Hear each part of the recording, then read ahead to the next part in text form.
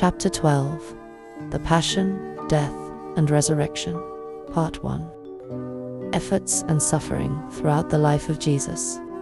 I, which is Christ during second era, I came to live among men, making of my life an example, a book. I knew all the pains, the trials and the struggles, the poverty, work, and persecution. I knew being disowned by relatives, and ingratitude and betrayal.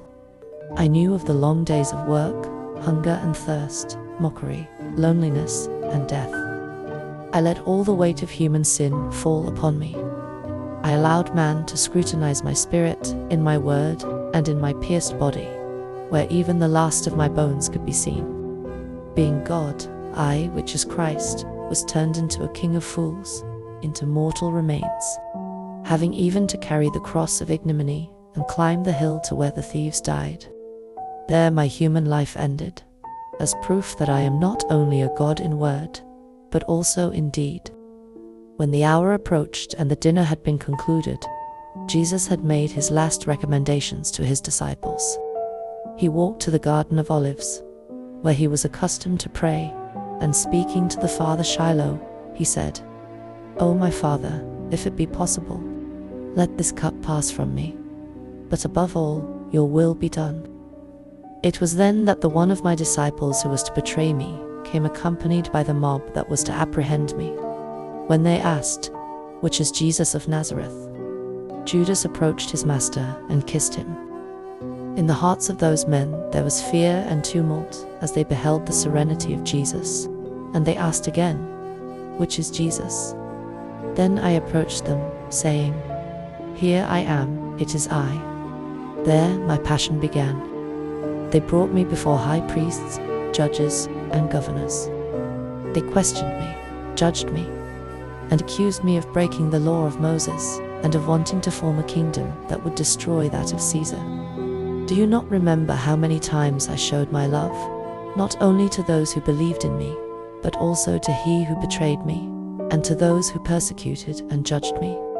Now you may ask me for what reason I came to permit all those humiliations, and I answer you, it was necessary to leave them complete freedom of thought and deed, so that the appropriate circumstances would exist in which to show myself, and so that all would feel the mercy and love with which I came to teach the world.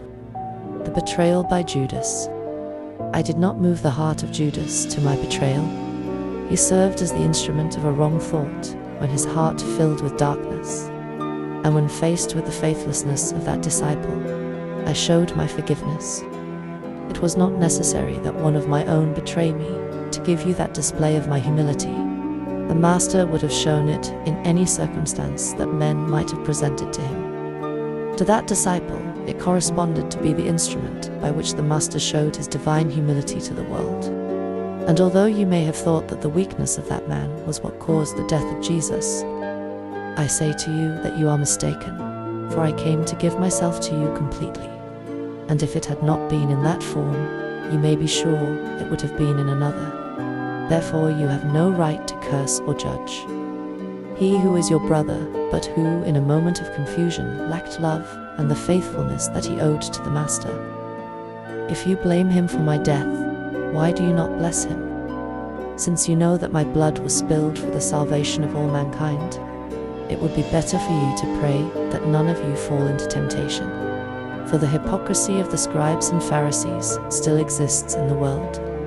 When I was questioned by the Pontiff Caiaphas, saying to me, "I adjure you by the living God, tell us if you are the Christ, the Messiah, the Son of God," I answered him, "You have said so." So in this third era, Christ was still suffering the same, just like during second era, as she is Jesus. The world will not accept her because she isn't a male like Jesus and second era.